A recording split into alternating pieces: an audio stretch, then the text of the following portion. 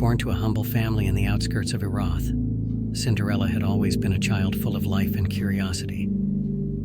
Her parents, simple farmers, worked tirelessly to provide for their only child. Despite the hardships, her childhood was filled with joy and laughter, her days spent exploring the vast fields and forests surrounding their small cottage. Cinderella was a quick learner, always eager to know more about the world around her. She would often help her parents in their daily chores, learning the value of hard work and perseverance. Her mother taught her to sew and cook, while her father shared stories of the royal family and the grandeur of Eroth's castle, sparking a sense of wonder and fascination in the young girl's mind. As Cinderella grew older, her beauty and grace became more evident. Her pale skin, light blue eyes, and long black hair made her stand out among the villagers. However, it was her kindness and humility that truly set her apart. She was loved by all, her compassionate nature touching the hearts of everyone she met.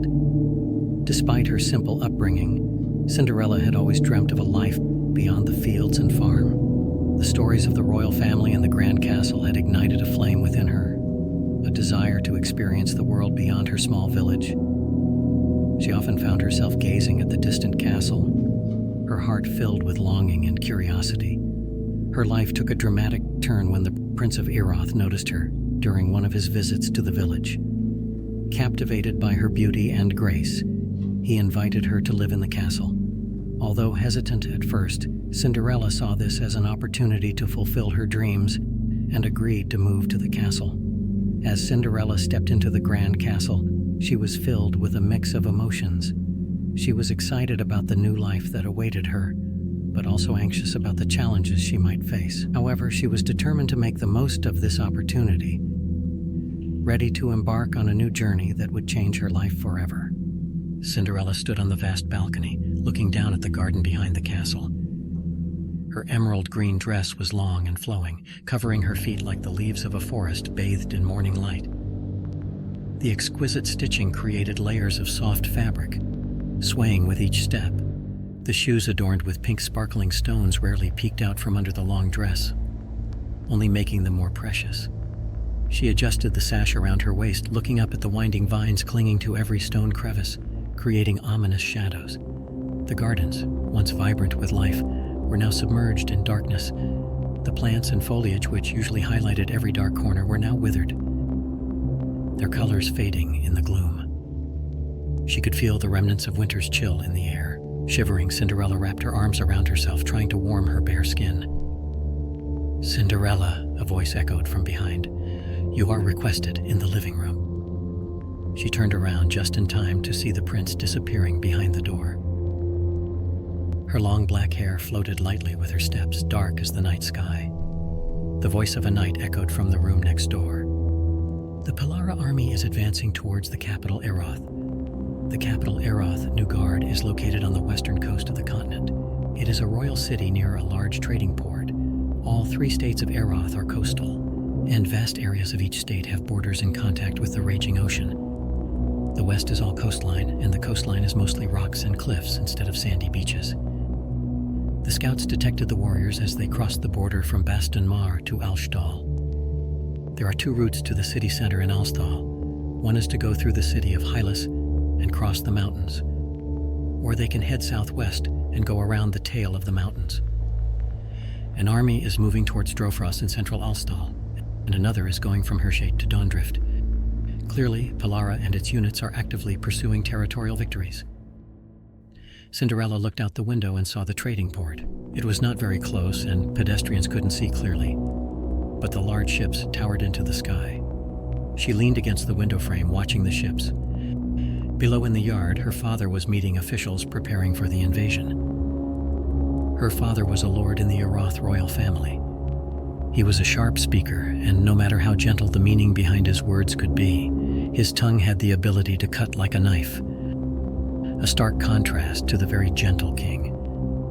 The kingdom of Eroth was led by the same family for many decades, and that day was Cinderella's first step into that family, the fateful meeting.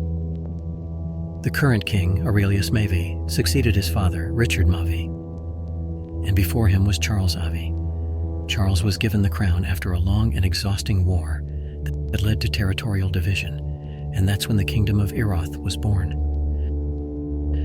Previously, the kingdom was much smaller, and its 3 states were completely separate.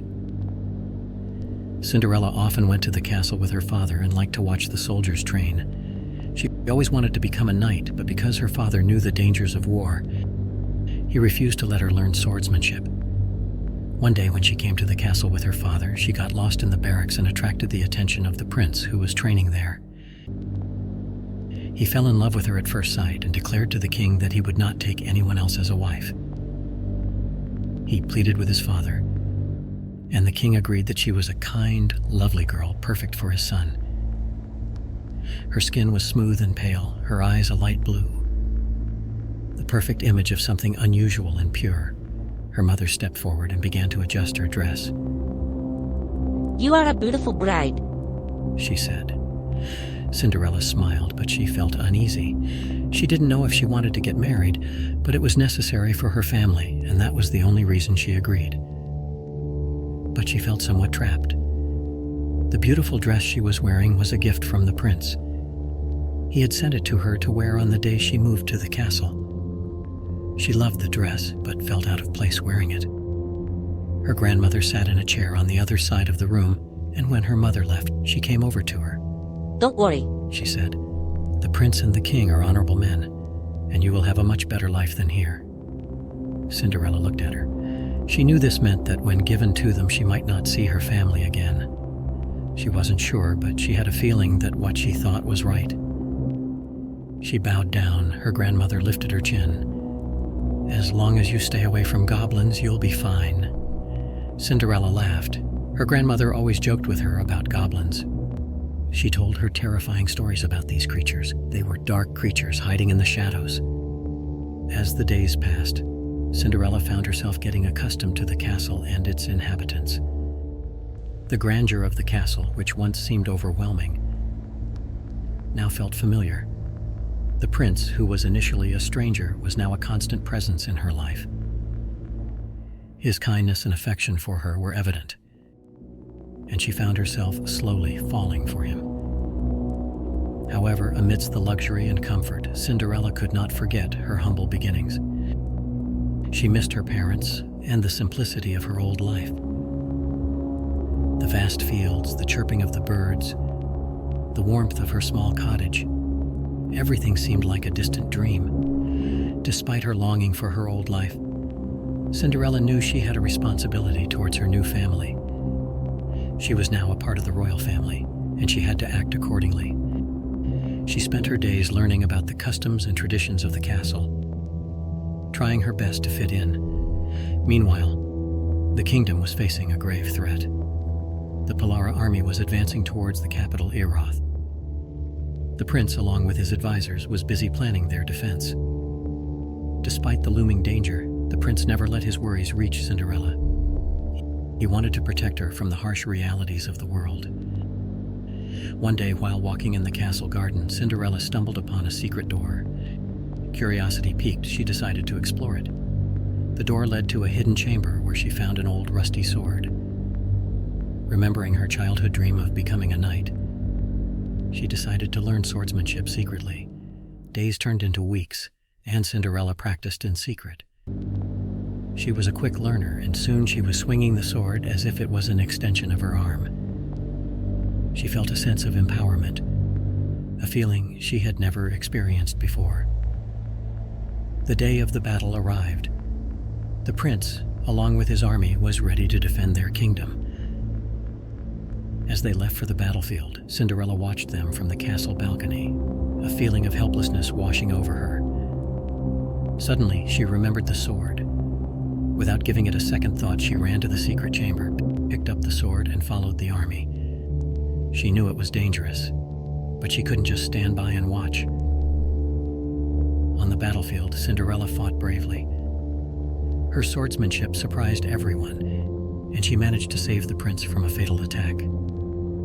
That day, Cinderella was not just a princess, but a warrior who defended her kingdom. The news of Cinderella's bravery spread throughout the kingdom. The prince, filled with pride and admiration, declared Cinderella as the Knight of Eroth. From that day forward, Cinderella was not just a princess living in a castle, but a brave warrior who fought for her kingdom, stayed true to herself, and she lived happily